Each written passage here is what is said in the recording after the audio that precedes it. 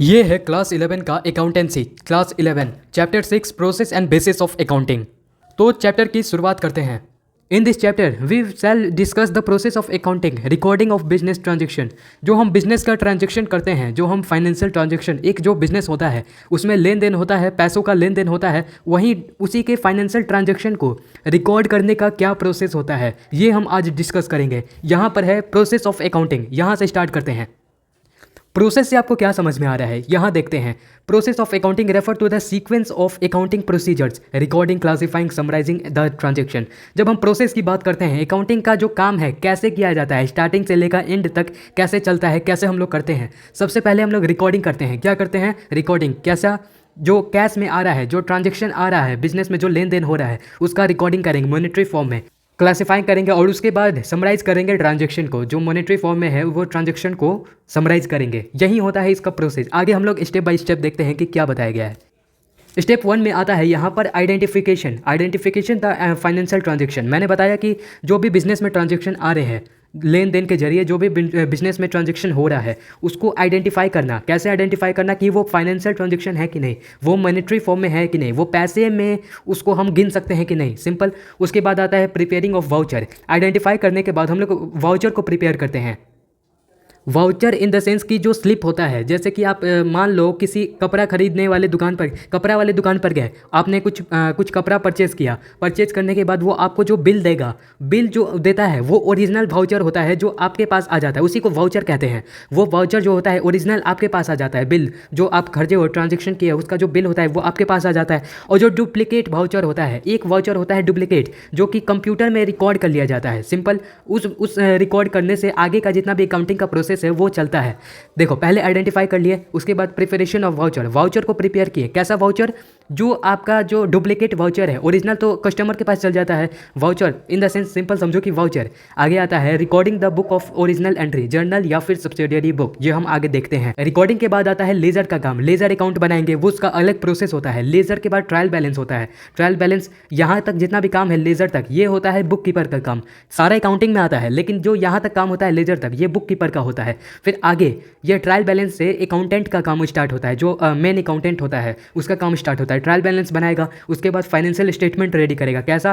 पहले पता चलेगा ट्रेडिंग अकाउंट। फाइनेंशियल स्टेटमेंट में क्या पता चलेगा? ट्रेडिंग अकाउंट, प्रॉफिट कितना है, लॉस अकाउंट, ये पता चलेगा। बैलेंस शीट पता चलेगा। बैलेंस शीट से आप देख सकते हो कि आपके बिजनेस का पोजीशन क्या है। पोजीशन इन द सेंस कि एसेट कितना है, लायबिलिटी कितना है, क्या पोजीशन है आपके बिजनेस का। सिंपल। फिर आगे बैलेंस शीट बनाने के बाद फाइनेंशियल स्टेटमेंट तो तैयार हो गया। फाइनेंशियल स्टेटमेंट को तैयार करने के बाद आप उसको एनालाइज करोगे, एनालाइज और इंटरप्रेटिंग करोगे। एनालाइज करने के बाद आपका आता है communicating to the result of user.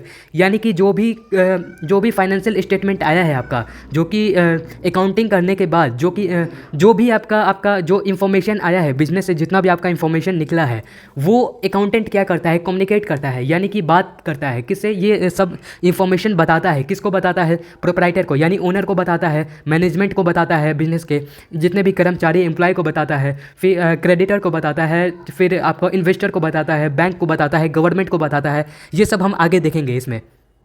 और यही जो प्रोसेस है, यहाँ देखो, accounting process can be show in the following chart. ये चार्ट जो बनाया हुआ है इसी में अकाउंटिंग के प्रोसेस को दर्शाया हुआ है। देखो, step of the accounting process कैसे आपका स्टेप होता है। पहले आप आइडेंटिफाई करोगे, आइडेंटिफाई करने के बाद वाउचर प्रिपेयर करोगे, उसके बाद रिकॉर्ड करोगे, रिकॉर्ड के बाद लेजर बनाओगे, लेजर के बाद आप ट्रायल बैलेंस बनाओगे, ट्रायल बैलेंस के बाद फाइनेंशियल स्टेटमेंट तैयार करोगे। फाइनेंशियल स्टेटमेंट में मैंने यहाँ पर बताया है ट्रेडिंग अकाउंट बनेगा, प्रॉफिट लॉस अकाउंट बनेगा, बैलेंस शीट बनेगा। सिंपल। फिर आप फाइनेंशियल स्टेटमेंट तैयार करने के बाद उसको एनालाइज करोगे और एनालाइज करने के बाद कम्युनिकेट टू यूज़र, कम्युनिकेट करोगे अपने। मैंने बताया कि ओनर होता है, मैनेजमेंट होता है, सबको जानकारी दोगे उस स्टेटमेंट, उस जो इन्फॉर्मेशन है बिजनेस का, जो इन्फॉर्मेशन निकला है उसके बारे में। सिंपल। ये जो प्रोसेस है इसको हम वन बाय वन एक साथ अच्छे से समझते हैं ताकि बाद में कोई प्रॉब्लम ना आए, इसमें डिस्कशन करने का कोई मुद्दा ना बचे। सिंपल। पहले स्टार्ट करते हैं आइडेंटिफिकेशन से। देखो, आइडेंटिफिकेशन ऑफ फाइनेंशियल ट्रांजेक्शन। देखो, accounting record only financial transaction में measurable in terms of money. देखो, मैंने बताया है कि जो अकाउंटिंग का काम होता है, जो कि लेखांकन का जो भी क्रिया होता है, जो भी काम होता है, वो सबसे पहले स्टार्ट होता है आइडेंटिफिकेशन से। आइडेंटिफिकेशन मतलब पहचानना। क्या पहचानना? कि जो हमारे बिजनेस में जो भी ट्रांजैक्शन हो रहा है, जो भी लेन देन हो रहा है, वो मनी में होना चाहिए, टर्म्स इन मनी, वो मनी के फॉर्म में होना चाहिए। सिंपल, वो मनी के फॉर्म से होगा, उसी को पहचानना, उसी को आइडेंटिफाई करना, ये हमारा पहला प्रोसेस है, स्टेप 1। फिर आगे आ जाता है आपका आइडेंटिफिकेशन, हमने देख लिया। आइडेंटिफिकेशन के बाद आ जाता है preparing of voucher. Preparing of voucher में समझ लो कि व्हेन सेल और परचेज ऑफ गुड्स और मशीनरी वेदर कैश और credit it made it the record in the book.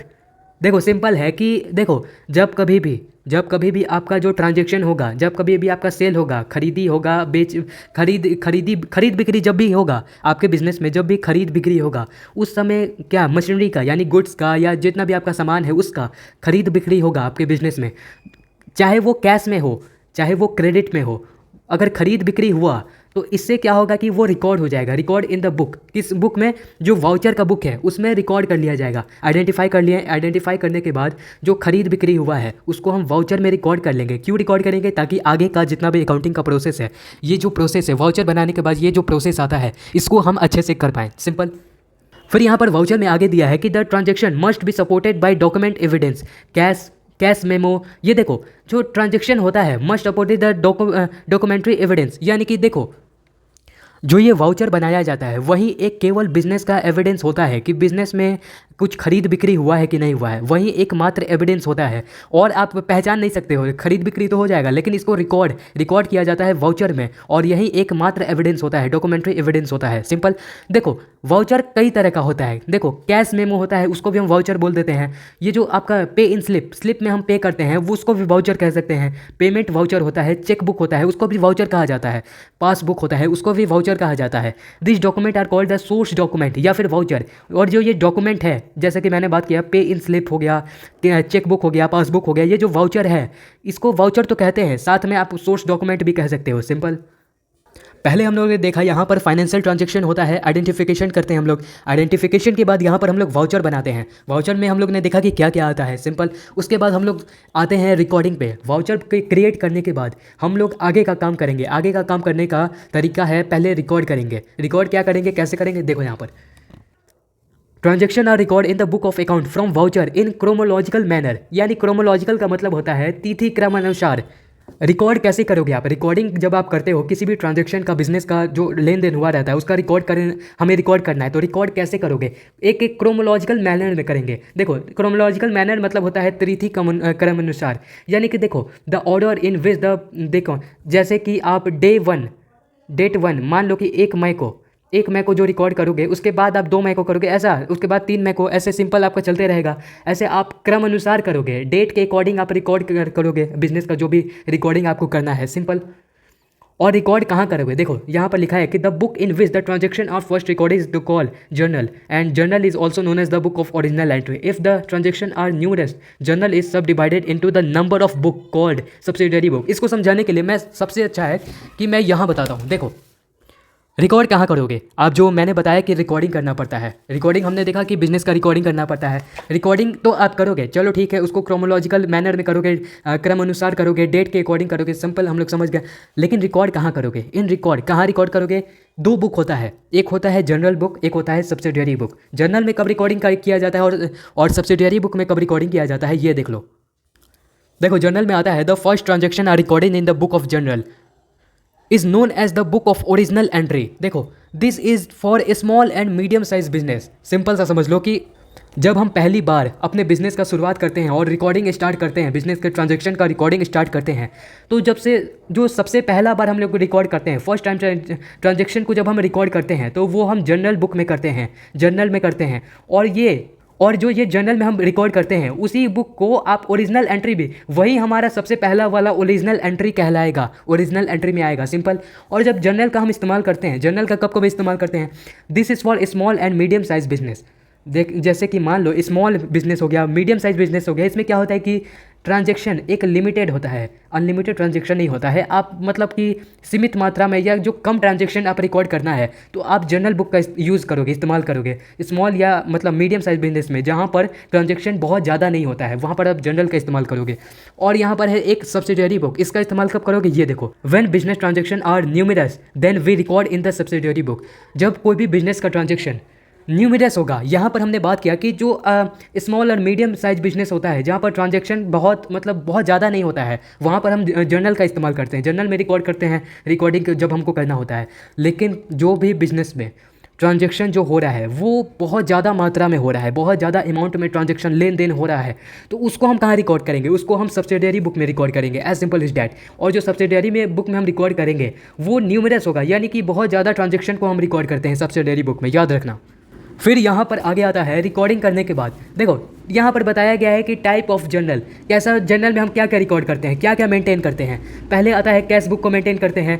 Cash book को हम लोग क्यों मेंटेन करते हैं? ताकि हम कैश बुक को मेंटेन रख सकें, सिंपल। जो कैश का ट्रांजेक्शन हो रहा है उसको मेंटेन रख सकें। उसके बाद आता है सेल्स बुक, यानी ये डेली बेस पर होता है, कितना सेल हुआ है। फिर उसके बाद आता है एक purchase book. Purchase book journal में हम मेंटेन करते हैं, जिसमें कितना परचेज हो रहा है उसके बारे में हम रिकॉर्ड करेंगे। रिकॉर्ड द क्रेडिट परचेज, यहाँ पर रिकॉर्ड क्रेडिट सेल, यहाँ पर क्रेडिट पर कितना सेल हो रहा है, कितना परचेज हो रहा है। क्रेडिट इन द सेंस कि उधारी पर कितना सेल हो रहा है, परचेज हो रहा है, इसको रिकॉर्ड करेंगे।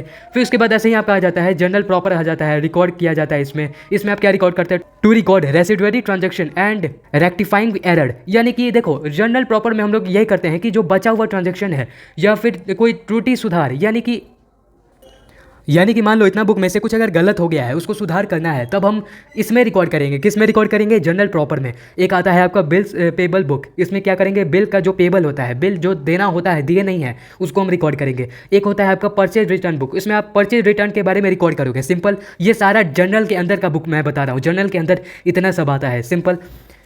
फिर नेक्स्ट आता है आपका पोस्टिंग इनटू लेज़र। जब आप रिकॉर्ड कर लोगे, रिकॉर्ड करने के बाद आप उसको लेज़र में पोस्ट कर दोगे। कैसे करोगे? जब हम लोग क्लासीफाइंग देखते हैं, क्लासीफाई किया जाता है। हमने ये पढ़ा था कि IMRC-SSC, ये हम लोग बिजनेस का फॉर्मूला पढ़ा था, जो कि ट्रांजेक्शन होता है उसकी का। आई इन द सेंस की आइडेंटिफिकेशन, ये हो गया। आई के बाद आता है मेजरमेंट, मेजरमेंट कर लिए। मेजरमेंट के बाद आता है रिकॉर्डिंग, रिकॉर्डिंग हो गया। आर के बाद आता है सी, यानी क्लासीफाइंग। क्लासीफाइंग में हम लेज़र को प्रिपेयर करते हैं। कैसा लेज़र को, क्या होता है लेज़र, ये देखते हैं। देखो classifying means grouping the transaction of similar nature eight one place. Simple सा समझ लो कि क्लासीफाई का मतलब क्या होता है। मान लीजिए आप कोई चीज़ का रिकॉर्ड कर लिया है, उसको क्लासीफाई करना है। क्लासीफाई मतलब कि जो एक जैसा चीज़ है उसको एक जगह पे हम बांट देंगे, और जो दूसरे जैसा चीज़ है उसको हम दूसरे जगह पे बांट देंगे। ऐसे ही अलग अलग खंड में उसको बांटते जाएंगे, उसी को क्लासीफाई करना कहा जाता है। क्लासीफाई हम लोग कहाँ करते हैं? लेज़र बनाते हैं इसमें, क्लासीफाई को करने के लिए। जैसे कि एग्जाम्पल के लिए ले लो कि हम लोग जितना भी परचेज हुआ है बिजनेस में, उसको हम एक जगह रखेंगे, जितना भी सेल हुआ है उसको एक जगह रखेंगे, क्लासीफाई कर देंगे, बांट देंगे। हमारे बिजनेस का जो जो एसेट है उसको हम एक जगह बांट देंगे, उस जितना लायबिलिटी है हमारे बिजनेस में उसको हम लोग एक जगह कर देंगे, उसी को क्लासीफाई करना कहा जाता है। और देखो यहाँ पर है कि transaction recorded in the journal and transfer to the respective account open in the ledger. जो ट्रांजेक्शन होता है, ट्रांजेक्शन होने के बाद जो हम रिकॉर्ड करते हैं, उसी रिकॉर्डिंग को हम लोग लेज़र में बनाते हैं। लेज़र क्यों बनाते हैं? ताकि हम क्लासीफाई कर सकें, सिंपल, क्लासीफाई करते हैं। देखो यहाँ पर है कि the process of transferring entries to the ledger account is called the posting. जो हम रिकॉर्ड है, जो रिकॉर्ड हुआ है, रिकॉर्ड जो करते हैं उसको हम डायरेक्ट हम लोग क्या करते हैं? लेज़र में हम लोग पोस्ट करते हैं, लेज़र में भेज देते हैं, लेज़र में भेज देते हैं आगे के प्रोसेस के लिए, जिसमें हम लोग क्लासीफाई करते हैं। उसी को क्या कहा जाता है? जो भेजना होता है उसी को क्या कहा जाता है? जो हम लोग क्या करते हैं, जो प्रोसेस ऑफ ट्रांसफर, जो हम ट्रांसफर करते हैं रिकॉर्डिंग से क्लासीफाइंग तक, उसको क्या कहा जाता है? पोस्टिंग कहा जाता है। लेज़र में अगर हम लोग भेजते हैं तब। फिर लेज़र के बाद आगे आता है प्रिपरेशन ऑफ ट्रायल बैलेंस। यहाँ तक आपका जितना भी काम था बुक कीपिंग का वो खत्म हो गया। बुक कीपिंग के बाद आपका अकाउंटेंट का काम स्टार्ट होता है। अकाउंटेंट का काम में सबसे पहले वो क्या करता है? ट्रायल बैलेंस करता है, प्रिपरेशन ऑफ ट्रायल बैलेंस बनाता है। देखो ये क्या होता है? The next stage of summarising involve the preparation of trial balance and the financial statement. देखो समराइजिंग इन द सेंस कि देखो हमने एक बात किया था कि जो हम लोग लेज़र में क्या करते हैं? क्लासीफाई करते हैं। क्लासीफाई में मीन्स क्या हो गया कि हम लोग परचेज को अलग कर देंगे, सेल को अलग कर देंगे, एसेट को अलग कर देंगे, लायबिलिटी को अलग कर देंगे, सिंपल। इसको क्लासीफाई करने के बाद उसको हम समराइज कर देंगे। समराइज कहाँ करेंगे? ट्रायल बैलेंस में समराइज करेंगे। इन द सेंस कि जैसे कि मान लो आपका एसेट है, बिजनेस का जो भी एसेट है उसका वो आप अलग अलग लिखोगे। एक 5,000 का एसेट है, एक आपका 4,000 का एसेट है। वो आप एसेट का आप अलग से उसको क्लासीफाई कर लोगे, एक भाग में, एक खंड में उसको क्लासीफाई कर लोगे, ऐसे जितना भी है। और जो टोटल जैसे कि अलग अलग आप लिख लिए और उसको समराइज करना है, यानी कि उसको प्लस करके जितना भी आपका अमाउंट आएगा, जितना भी टोटल एसेट आएगा नंबर में, वो आपका क्या कहलाएगा? वो आपका समराइजिंग कहलाएगा। यानी कि क्लासीफाई करने के बाद उसको एक छोटे से क्रम में, एक छोटे से नंबर में उसको समराइज कर देना, एक छोटे से नंबर में उसको उतार देना, सिंपल। उसको समराइजिंग कहा जाता है। समराइजिंग करते हैं कैसे? हम लोग ट्रायल बैलेंस बनाते हैं, सिंपल। आगे यहाँ पर आता है financial statement are prepare with the help of trial balance. Business का जो भी आगे आने वाला आपका फाइनेंशियल स्टेटमेंट है, फाइनेंशियल जानकारी है, वो आपका कैसे प्रिपेयर होता है, वो आपका ट्रायल बैलेंस के हेल्प से प्रिपेयर होता है, ट्रायल बैलेंस के मदद से उसको बनाया जाता है, सिंपल। फिर आगे आता है preparation of financial statement. Financial statement को प्रिपेयर कैसे किया जाता है ये बताया गया है। Financial statement are the end product and including the following.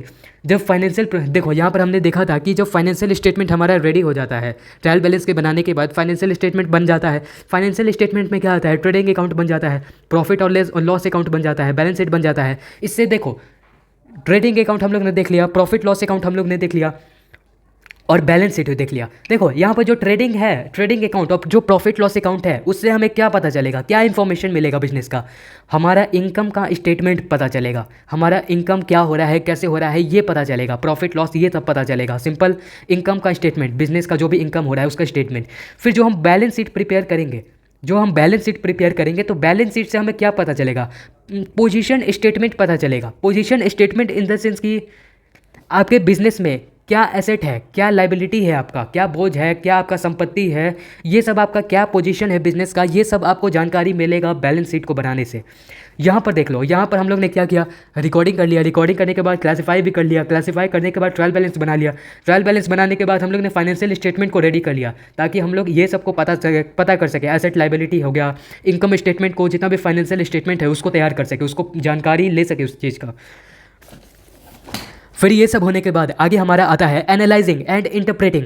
The accountant are required to interpret the content of financial statement और to enable the user to make balance decision.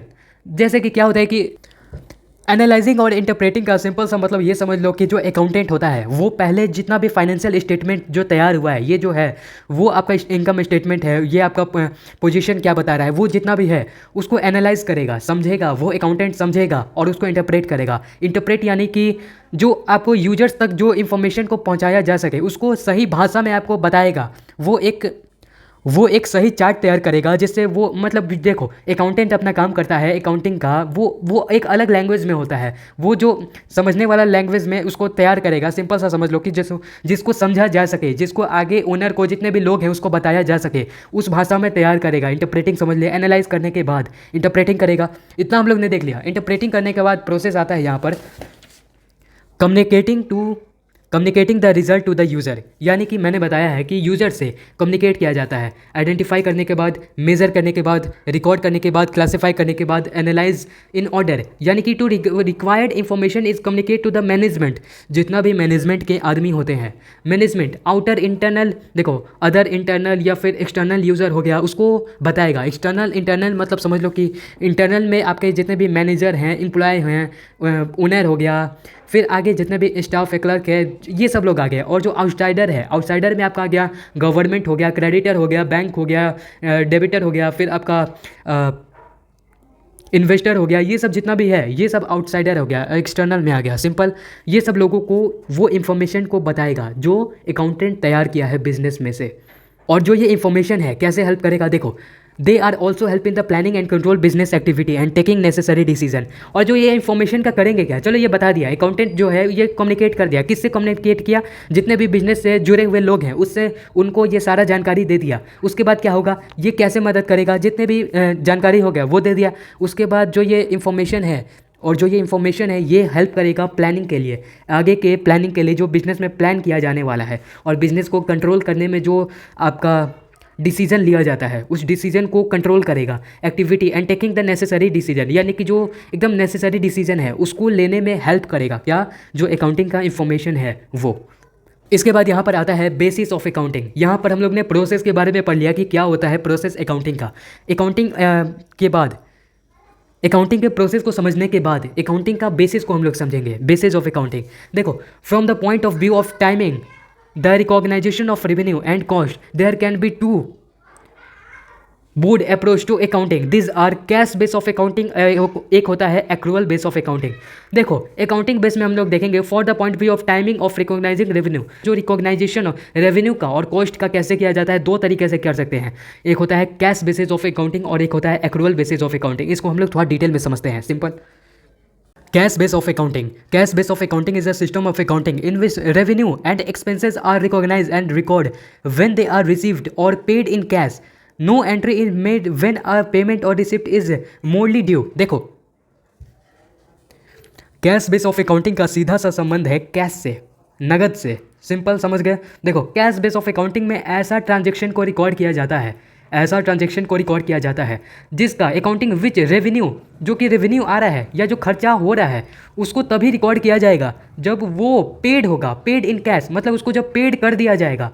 No entry will the payment of receipt when the money, यानी कि जो credit transaction होता है, credit में यानी कि उधारी में अगर आप कोई एक्सपेंसेस या कुछ खरीद लेते हो, या फिर रेवेन्यू आप कुछ खरीद लेते हो, आप कुछ बेच देते हो उधारी में, तब उसको रिकॉग्नाइज नहीं किया जाएगा। कैश बेस ऑफ अकाउंटिंग में सिर्फ पेड इन कैश, जो कि आपका रेवेन्यू हुआ है या फिर एक आपका जो खर्चा हुआ है, एक्सपेंसेस हुआ है, उसको तभी रिकॉर्ड किया जाएगा बुक ऑफ अकाउंट में जब कभी आपका पेड इन कैश, जब आप उसको कैश दे दोगे, आप रेवेन्यू हुआ, आपको कैश मिल गया, तब आपको रिकॉर्ड करने का अनुमति है। उसके बाद आपका आगे एक्सपेंसेस, जैसे कि आपका जो खर्चा है उसका आप जो पेड कर दोगे, तब आप उसको रिकॉर्ड करोगे। सिंपल। जो ड्यू होता है, मेनली ड्यू, जो कि मैंने बात किया कि जो क्रेडिट ट्रांजेक्शन होता है उसको रिकॉर्ड नहीं किया जाता है। सिंपल। देखो, government accounting is mainly based on cash system. जितना भी गवर्नमेंट का अकाउंटिंग का काम होता है वो ज़्यादातर कैश के सिस्टम को चलाता है, कैश सिस्टम पर चलता है। कैश सिस्टम यानी कि देखो, प्रोफेशनल लॉयर होता है, लॉयर हो गया या फिर सीए हो गया, चार्टर अकाउंटेंट हो गया, maintain account on cash basis. जितना भी ये लॉयर है या फिर जो चार्टर अकाउंटेंट है जो कि गवर्नमेंट का काम करता है, गवर्नमेंट का अकाउंटिंग जो होता है उसको मेंटेन करता है, उसको किस सिस्टम पर करता है? कैश सिस्टम पर करता है। जो संस्था जो चैरिटी पर चलता है, वो जो संस्थाएं हैं, जो स्कूल्स है, जो कॉलेज है, जो क्लब है, वो सारा वो कौन से सिस्टम को फॉलो करता है? सिंपल है, कैश सिस्टम को फॉलो करता है। आगे देखोगे तो यहाँ पर रिमेंबर में बताया गया है कि revenue are recorded in cash received, expenses are recorded when cash is paid for them. यानी कि देखो, सिंपल सा जो कैश बेस में हमने यहाँ देखा है वही यहाँ पर समराइज़ करके बताया गया है। क्या समराइज़ किया गया है कि रेवेन्यू को तभी रिकॉर्ड किया जाएगा जब आपका कैश का रिसीव कर लोगे, जब आप कैश को ले लोगे अपने कस्टमर से। एक्सपेंसेस को तभी रिकॉर्ड किया जाएगा बिजनेस के ट्रांजेक्शन, बिजनेस के बुक में, अकाउंटिंग के बुक में, जब एक्सपेंसेस यानी कि खर्चा को तभी रिकॉर्ड किया जाएगा जब आप उसको पैसा दे चुके होगे। आप मान लो कुछ खरीदे तो वो खर्चा है, तब उसका जब आप पैसा दे दोगे तब उसका फुल्ली ट्रांजेक्शन हो जाएगा और वो कैश पेड हो गया। जब आप उसको कैश दे दोगे तब आपका ट्रांजैक्शन कंप्लीट हो जाएगा और उसको रिकॉर्ड कर लिया जाएगा। इतना सिंपल सा बताया गया है। फिर आगे है cash transaction are recorded and credit transaction are ignored. ये कैश बेस ऑफ अकाउंटिंग ऐसा चीज़ है जिसमें जो जितने भी कैश ट्रांजैक्शन होते हैं उन सबको तो रिकॉर्ड कर लिया जाता है, लेकिन जो भी क्रेडिट ट्रांजैक्शन होते हैं, जो कि उधारी पर जो लेन देन होता है, उधारी पर जो लेन देन चलता है, उसको इग्नोर कर दिया जाता है। सिंपल। यहाँ पर आता है फोर्थ में आउटस्टैंडिंग एक्सपेंसेस या फिर प्रीपेड एक्सपेंसेस, यानी कि आउटस्टैंडिंग एक्सपेंसेस, यानी कि आउटस्टैंडिंग का मतलब होता है बकाया। बकाया जो भी आपका खर्चा होता है, यानी कि एक्सपेंसेस जो कि आप बकाया होता है, उसका पैसा नहीं दिए होते, वो प्रीपेड एक्सपेंसेस यानी कि पे इन एडवांस। अगर आप एडवांस में पैसा दे देते हो, एक्सपेंसेस जो खर्चा होता है वो हो गया। इनकम हो गया, इनकम रिसीव्ड हो गया। ये सब क्या होता है, ये सारा जितना भी है वो उसको कंसीडर नहीं किया जाता है कैश बेस ऑफ अकाउंटिंग में। यानी कि आप बकाया पेमेंट करते हो, एक्सपेंसेज होता है। आप प्रीपेड यानी कि अगर आप जो जैसे कि मान लो आपका रिचार्ज करना है, अगर आप पहले से ही पैसा दे देते हो तो वो एक्सपेंसेज, वो खर्चा, या फिर इनकम जो भी होता है, इनकम रिसीव्ड हो गया, तो वो जितना भी है वो उसको कंसिडर नहीं किया जाएगा कैश बेस ऑफ अकाउंटिंग में। As simple is that. आगे देखो, यहाँ आता है similarly sales of good on credit in the month of January 2018 would not be recognise in January but say in April 2018 when the payment of the same is received. This system is incompatible with the matching principle. इसका मतलब simple सा बताया गया है कि देखो, मान लो एक दुकानदार से किसी ने उधारी पर जनवरी 2018 में सामान ले गया, जो कि आप किसी दुकानदार से सामान खरीदते हो जनवरी 2018 में, तो वो दुकानदार जनवरी 2018 की तारीख से इस तारीख के हिसाब से अपने अकाउंट के बुक में रिकॉर्ड नहीं करेगा, बल्कि जब रिकॉर्ड करेगा तब आप उसका पेमेंट कर दोगे। पेमेंट मान लो अगर आप करते हो अप्रैल 2018 में, तो जब आप पेमेंट करोगे उस समय आपका जो दुकानदार है वो दुकानदार अपने बुक ऑफ अकाउंट में इसको रिकॉर्ड करेगा, जो ट्रांजैक्शन हुआ है उसको रिकॉर्ड करेगा। लेकिन आप खरीदे थे जनवरी 2018 में, इसका कोई वैल्यू नहीं है यहाँ पर। इसको रिकॉर्ड किया जाएगा जब आप एक्चुअल पेमेंट कर दोगे, जब एक्चुअल आपका जो ट्रांजैक्शन है, लेन देन है, वो खत्म हो जाएगा। तब कब खत्म होता है? अप्रैल 2018, तब ये रिकॉर्ड किया जाएगा। कुछ इसका एडवांटेज होता है वो देख लो। This basic system is to adopt because there is no adjustment entry, यानी कि आपको अपने जितना भी लेन देन है, जो ट्रांजेक्शन हो रहा है बिजनेस में, उससे आपको कोई भी समझौता नहीं करना है। ये नहीं करना है कि आप उधारी पर सामान दे दो या कुछ और हो, उससे आपको कोई चीज़ से समझौता नहीं करना है। तो आप डायरेक्ट आप कैश दो, सामान लो, सिंपल है, ये आप रूल फॉलो करते हो यहाँ पर। उसके बाद आप आता है कि this system is discourage the use of estimate and personal judgement. मतलब कि ये जो सिस्टम है, ये कैश बेस ऑफ अकाउंटिंग का जो ये सिस्टम है वो आपके पर्सनल जजमेंट पर चलता है। Personal judgement in the sense कि मतलब कि जब आप चाहते हो रिकॉर्ड करना, जब आप चाहते हो कि हाँ रिकॉर्ड कर सकते हैं, तो उस समय आप रिकॉर्ड करोगे। आपके पर्सनल जजमेंट पर ये जो कैश बेस ऑफ अकाउंटिंग का जो काम है वो किया जाता है। आगे देखोगे तो एडवांटेज में है कि this system base of accounting is suitable for those enterprises, यानी कि देखो transaction are on the cash basis. ऐसा इंटरप्राइजेस, ऐसा बिजनेस के लिए ये बिल्कुल सूटेबल है जहाँ पर जो भी लेन देन है वो कैश के हिसाब से हो रहा है, कैश में हो रहा है। कैश में जैसे कि छोटे छोटे दुकानदार होते हैं, किराना दुकान वाले, वो सब लोग होते हैं, वो सब क्या करते हैं कि कैश लेते हैं, सामान देते हैं। तो इस सिस्टम को ये फॉलो कर सकते हैं, उनके लिए ये बिल्कुल सूटेबल है। क्या? Cash base of accounting. क्यों? क्योंकि आप सामान दो और पैसा लो, और आप दुकानदार चाहे तो उस समय रिकॉर्ड कर सकता है। सिंपल, ये जो सिस्टम है फॉलो कर सकता है। डिसएडवांटेज में देखोगे तो यहाँ पर डिसएडवांटेज में आता है कि it does not follow matching concept of accounting. Matching system of accounting में हम लोगों ने देखा था कि एक तरफ give the benefit and receive the benefit, ये रूल को हम लोग ने देखा था कि एक तरफ से बेनिफिट लो और दूसरी तरफ से बेनिफिट दो। ये सिस्टम फॉलो नहीं करता है, क्योंकि एक तरफ से तो आप बेनिफिट दे रहे हो, दुकानदार बेनिफिट दे रहा है लेकिन कैश तो ले नहीं रहा है, यानी कि गिव द बेनिफिट तो हो रहा है लेकिन रिसीव द बेनिफिट नहीं हो रहा है। इसीलिए ये जो है ये आपका मैचिंग कॉन्सेप्ट पर काम नहीं करता है, ये नहीं चलेगा, ये थोड़ा डिसएडवांटेज है यहाँ पर। It falls to give true and fair view of income statement. ये जो होता है, ये जो cash base of accounting system है, ये आपका कभी भी फॉल्स टू, ये आपका सही और फेयर व्यू ऑफ अकाउंटिंग का जो भी स्टेटमेंट है और जो भी फाइनेंशियल पोजीशन है आपके बिजनेस का, वो ये सही से नहीं बता पाता है। ये कौन? कैश बेस ऑफ अकाउंटिंग को अगर आप फॉलो करते हो तब, अगर आप सामान देते हो और उसी समय पैसा लेते हो तब, और उसी समय एंट्री करते हो तब, इसको सही नहीं बता पाता है। इसका कारण ये है कि क्योंकि जो हम नॉर्मल आपका अकाउंटिंग का काम करते हैं उसमें क्रेडिट जो ट्रांजैक्शन होता है, उधारी पर जो ट्रांजैक्शन होता है, लेन देन होता है, उसको भी हम रिकॉर्ड करते हैं, लेकिन यहाँ ऐसा नहीं हो रहा है, इसीलिए ये इनकम्प्लीट हो जाएगा। फिर आपका आ जाएगा कि company act does not recognise it. देखो कंपनी एक्ट, अगर आप कंपनी एक्ट की बात करोगे जिससे सारे कंपनी बिजनेस चलते हैं, इसी एक्ट को फॉलो करते हैं, इस सिस्टम को रिकॉग्नाइज ही नहीं करता है। ये जो कैश बेस ऑफ अकाउंटिंग है इसको रिकॉग्नाइज नहीं करता है, कंपनी एक्ट उसको रिकॉग्नाइज नहीं करता है। Simple, the basis of accounting does not distinguish between capital and revenue item. ये जो अकाउंटिंग का काम है, ये जो हम कैश बेस ऑफ अकाउंटिंग से जो हम कर रहे हैं, वो अंतर नहीं कर पाता है जो कि कैपिटल है और जो रेवेन्यू हमारा जनरेट हो रहा है, जो हमारा पूंजी है और जो हमारा रेवेन्यू है, उसमें ये अंतर नहीं बता पाता है। इसमें ये डिसएडवांटेज है। Simple, cash base of accounting को समझने के बाद आगे आता है एक्रूअल बेस ऑफ अकाउंटिंग। अब ये भी बहुत इजी है। अगर आपने एक्रूअल कॉन्सेप्ट को ध्यान से समझा होगा इसके प्रीवियस चैप्टर में, तो आप एक्रूअल बेस ऑफ अकाउंटिंग को ईजिली समझ सकोगे। एक्रूअल बेस ऑफ अकाउंटिंग में देखो यहाँ पर ही क्या लिखा है, under the accrual base revenue are recognise when it is earned and expenses when they are incurred, यानी उठाया हुआ, rather than they are paid. Simple सा समझ लो कि एक्रूअल बेस ऑफ अकाउंटिंग में जहाँ पर कैश बेस ऑफ अकाउंटिंग का एकदम उल्टा चलता है। उल्टा इन द सेंस कि यहाँ पर सिर्फ कैश को रिकॉग्नाइज किया जाता है। अगर आप सामान लेते हो और उस समय कैश दोगे तब आपका बिजनेस के अकाउंट में रिकॉर्ड होगा। अगर आप सामान लोगे कैश नहीं दोगे तब आपका रिकॉर्ड नहीं किया जाएगा। ये एक इनकम्प्लीट सिस्टम आप कह सकते हो। लेकिन यहाँ पर एक्रूअल बेस ऑफ अकाउंटिंग में जब आपका सामान ले लिया, चाहे वो कैश पर ले या फिर क्रेडिट पर ले, उधारी पर ले, वो आपका अकाउंटिंग के बुक में रिकॉर्ड कर लिया जाएगा। As simple is that. इतना ही मतलब होता है एक्रूअल बेस ऑफ अकाउंटिंग का। आगे देखोगे तो यहाँ पर है कि the essential features of accrual base of account. Accrual base of accounting का कुछ फीचर होता है, ये हम लोग देखते हैं। Revenue are recognise on the basis of earned, यानी कि जब आप सामान सेल कर दोगे, तब आप उसको रिकॉग्नाइज कर लोगे। किसको? रेवेन्यू को रिकॉग्नाइज कर लोगे कि वो कमाया हुआ है। Expenses cost earned in relation thereof, यानी कि जो खर्चा है वो जो आप कर रहे हो या फिर आपसे या फिर कोई उधारी पर सामान ले गया है, उसको अर्नड मान लिया जाएगा, उसको बिका हुआ मान लिया जाएगा। जब आपका जो सामान सेल हो जाएगा तब उसको कमाया हुआ मान लिया जाएगा। As simple is that. आगे आता है यहाँ पर expenses cost keeped under considering review, यानी कि जो भी खर्चा हुआ है या फिर जो सेल हुआ है, वो सेल हुआ है कैसे हुआ है, वो उधारी पर हुआ है। यहाँ उधारी का मेनली बात किया गया है। अगर मान लीजिए कोई आपका सामान उधारी पर बिकता है, तो उधारी पर बिकता है इसका मतलब ये नहीं कि आप उसको रिकॉर्ड कर लोगे तो वो एकदम क्लियर ट्रांजेक्शन हो जाएगा। वो आप रिकॉर्ड तो कर लोगे, लेकिन वो आप उसको रिव्यू पर रखोगे, कंटेंट रिव्यू, मतलब देखते रहोगे कि कब आपका पेमेंट आता है। पेमेंट अब जब आपका क्लियर हो जाएगा, तब उसके बाद आप उसके एकदम परफेक्ट ट्रांजेक्शन के रिकॉर्ड में दर्ज करोगे।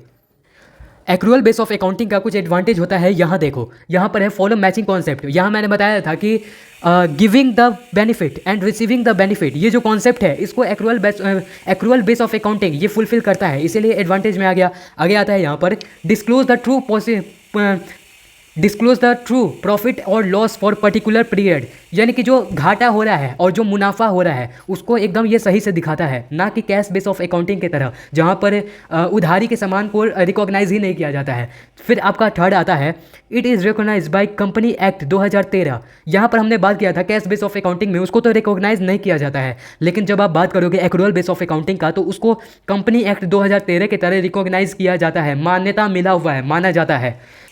उसके बाद आता है कंसिस्टेंसी इज मेंटेन, यानी कि जो एक्रूअल बेस ऑफ अकाउंटिंग होता है उसको रेगुलर बेस पर किया जाता है। कंसिस्टेंसी आपका मेंटेन रहता है, क्रेडिट ट्रांजैक्शन हो या कैश ट्रांजैक्शन हो, कंसिस्टेंसी और बुक ऑफ रिकॉर्डिंग में उसको दर्ज करना, ये कंसिस्टेंसी आपका रेगुलर बेस पर आपका मेंटेन होता है।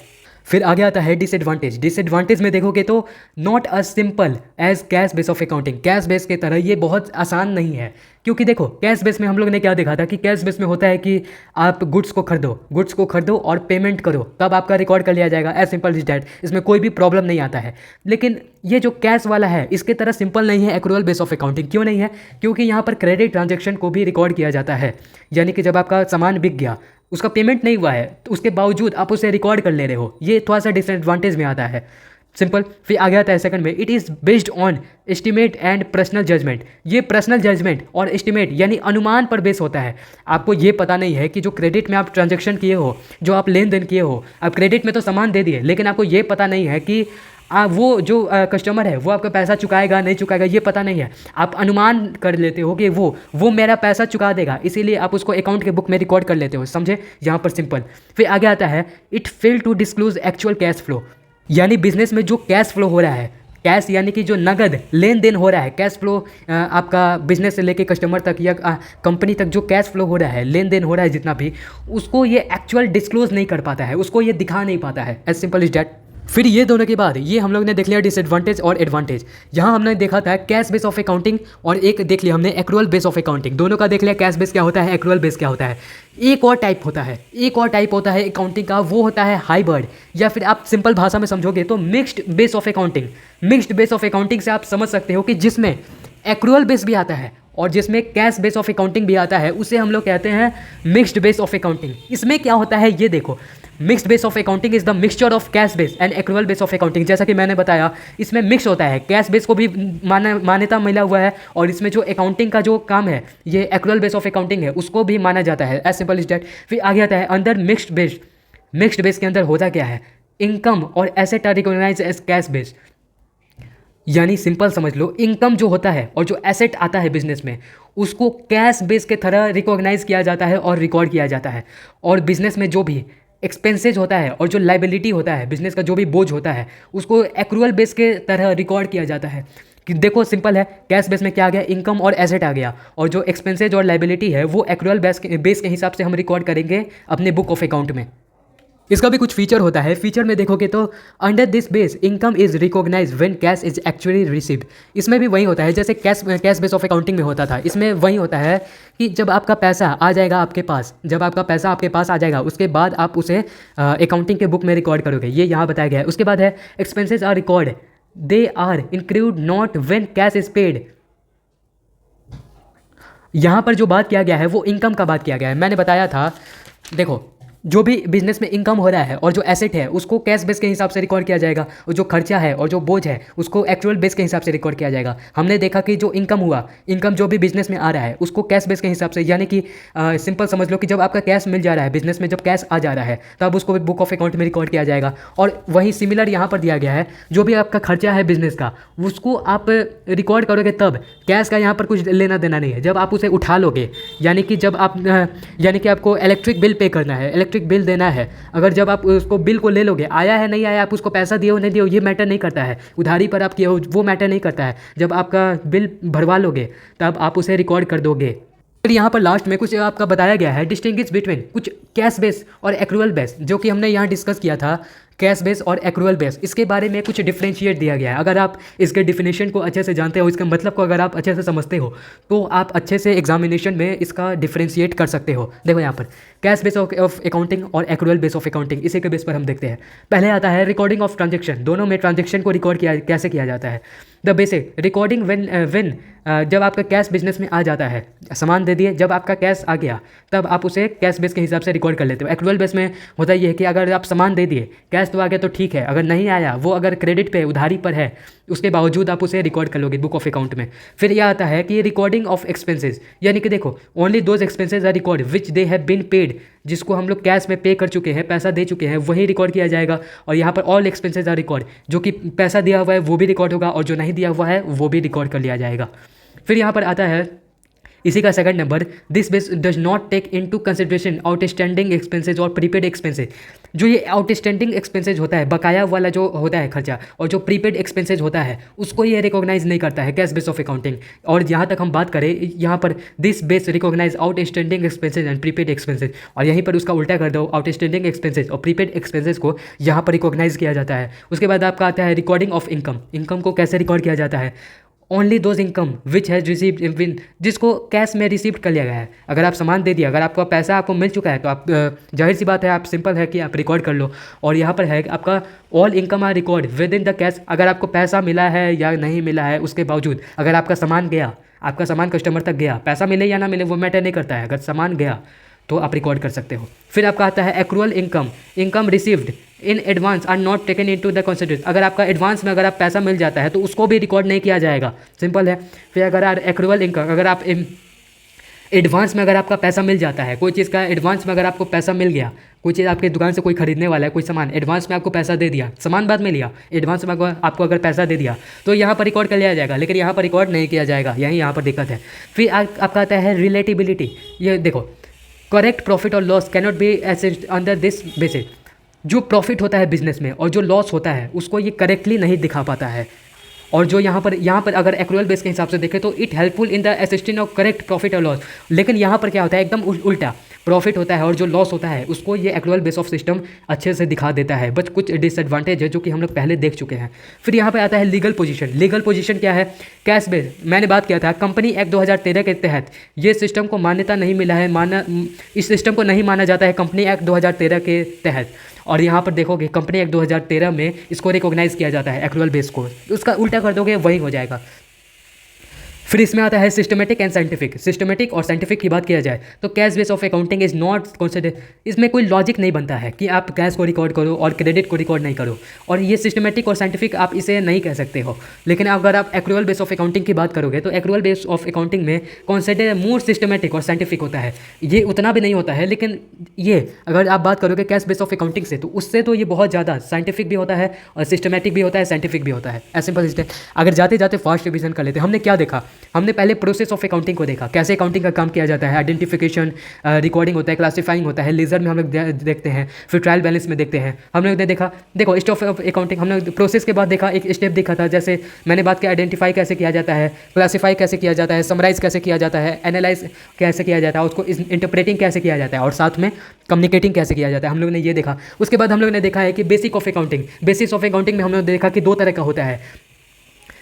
का होता है, कैश बेस होता है और होता है एक्रूअल बेस, और तीसरा जो मेनली हम लोग ने देखा वो होता है मिक्स्ड बेस ऑफ अकाउंटिंग, जिसमें दोनों का मिक्सचर आता है मिक्स्ड बेस में, सिंपल आप नाम से समझ सकते हो। और उसके बाद हम लोगों ने लास्ट में इसके डिफ्रेंशिएट किया, कैश बेस क्या होता है और एक्रूअल बेस क्या होता है।